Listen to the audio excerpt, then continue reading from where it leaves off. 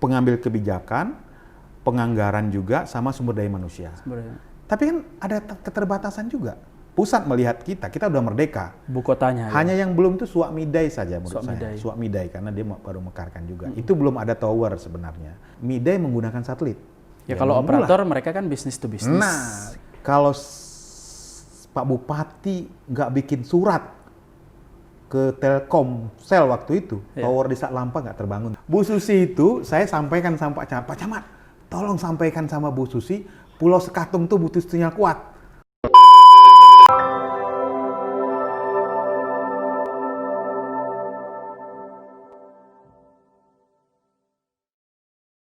Itu kan tadi sejarah tentang atau latar belakang tentang semangatnya seorang Pak Raja Dharmika untuk menginternetkan seluruh wilayah di Natuna.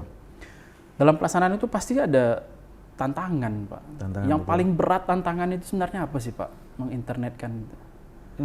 Soal ini kan bisnis gitu loh. Betul. Tantangan yang saya rasakan adalah komitmen lah ya, komitmen bagaimana daerah itu mau menuntaskan itu. Oke, ya. Pengambil kebijakan atau? Semua. Anggaran atau barangkali? Pengambil kebijakan, penganggaran juga, sama sumber daya manusia.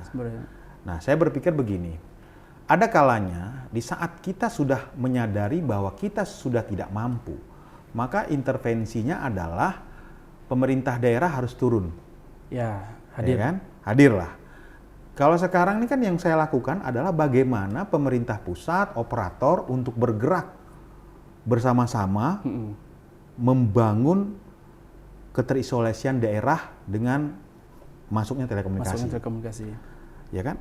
Peran pemerintah daerah dalam hal ini Dinas Kominfo hanya membongkar data, mempublikasikan data bahwa kami butuh ini. Maka tolong membantu kami. Kami usulkan ini, kami usulkan itu. Kami usulkan BTS, dapat BTS. Kami usulkan akses internet, bantuan akses internet untuk sekolah, untuk kantor desa, dan itu banyak dapat. Itu. Ya kan, itu dapat juga.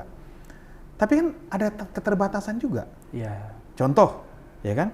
Saya menargetkan tahun 2020 ini merdeka sinyal. Ya. Kalau merdeka sinyalnya Indonesia, pusat melihat kita udah merdeka. Karena apa? Yang dilihat adalah ibu kota. Ibu kotanya kabupaten. Sudah bagus. Sudah 4G sinyalnya kan nggak ada masalah. Siapa sih yang bilang kalau misalnya ibu kota Rana ini sinyalnya susah? Ya udah nggak ada lagi. Udah nggak ada lagi. Nggak ada lagi. Kalaupun ada, mungkin 20% lah daerah di kota Udah nggak Rana pernah dengar kan. lagi cerita itu, gitu kan ya? Udah nggak pernah hadir lagi diobrolin. Udah. Kemudian kalau Natuna mendeklarasikan merdeka sinyal, ibu kota kecamatan. Ibu kota kecamatan yang belum 4G mana? Iya.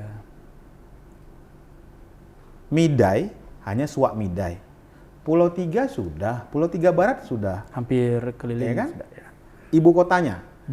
Hanya yang belum itu Swakmidai saja menurut saya. Swakmidai karena dia baru mekarkan juga. Itu belum ada tower sebenarnya.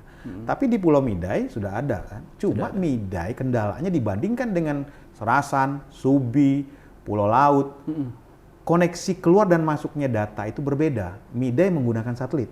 Oh, Midai masih menggunakan satelit. Itu kenapa dia kadang-kadang ya memang sulit kita untuk berkomunikasi. Betul. Hujan saja udah keterbatasan dari menggunakan satelit itu, istilahnya sinyal yang bisa dia keluar masukkan daerah pulau itu terbatas, kecil. Ya.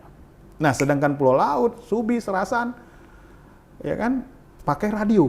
Pakai radio.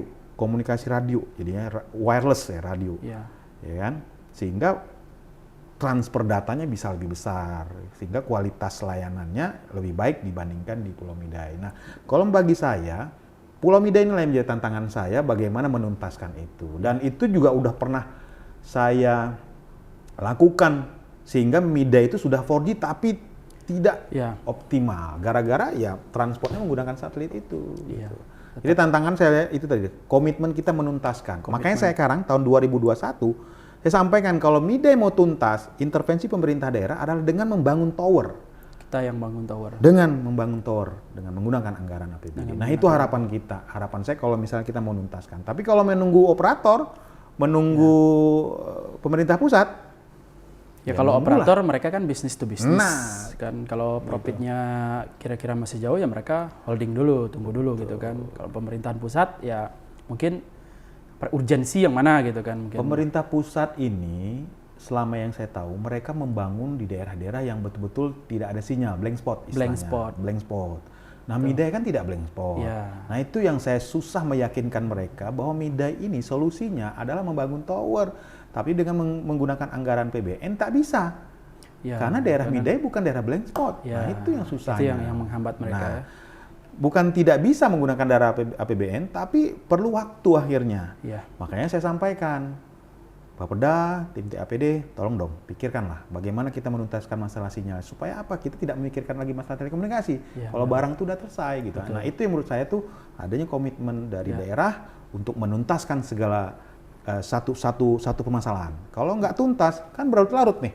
Nah, harapan saya seperti itu. Karena keterbukaan informasi itu juga sisi baiknya adalah biar orang mengklarifikasi sesuatu itu secara terbuka gitu. Orang dengan waktu yang secepat mungkin, kan itu gunanya dari ya kita sambil minum.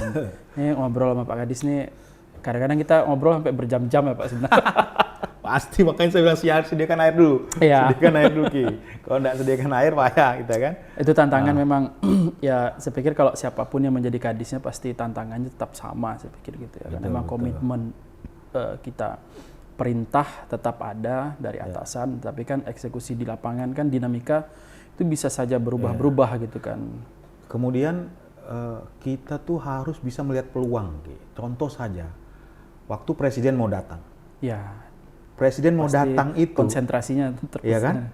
Kalau Pak Bupati nggak bikin surat ke Telkomsel waktu itu, tower di Satlampa nggak terbangun tuh Ki. Nggak terbangun. Nah, saya bilang sama Pak Bupati, kita harus bikin surat minta Telkom bangun tower di Satlampa karena presiden mau datang. Ya. Barang tuh masuklah. Iya. Karena presiden mau datang, sinyal harus bagus. Tapi kalau kita hanya diam saja nggak ngeliat peluang itu, mungkin udah lewat begitu aja. Ya kan begitu. Nah, seperti itulah. Emang Pulau Laut. Pulau Laut itu kebayang tak bakal 4G? Apa yang saya istilahnya komporkan? Pulau Laut itu ada satgas perbatasan. Pulau paling utara, sinyalnya harus kuat dan segala macam. Suratnya kemana? Ke Menko Polhukam. Langsung. Menko Polhukam ya surat bupati. Ya kan? Ditambah lagi waktu itu pernah waktu zaman Bu Susi dia datang ke situ. Bu Susi, kalau Bu Susi saya ingat, Bu Susi itu saya sampaikan sama Pak Camat, tolong sampaikan sama Bu Susi, Pulau Sekatung tuh butuh sinyal kuat. Jadi pas di Pulau Sekatung itu, Bu Susi itulah telepon Pak Rudiantara kan? Langsung. Nah, kan seperti itulah. Maksud 2 minggu lagi kapalnya masuk, ada pembicaranya kan? Ada, nah itulah yang saya masih ingat bagaimana kita harusnya bisa menangkap peluang, gitu kan? Dengan adanya orang datang. Memang harus jeli lah gitu ya. Nah itu juga yang menurut saya bagaimana kita menyikapi lah dengan kondisi terbatas, kita itu tidak harus terlena dengan kondisi-kondisi seperti kita harus memang mencari peluang, respon terhadap kondisi gitu kan, nah seperti itulah.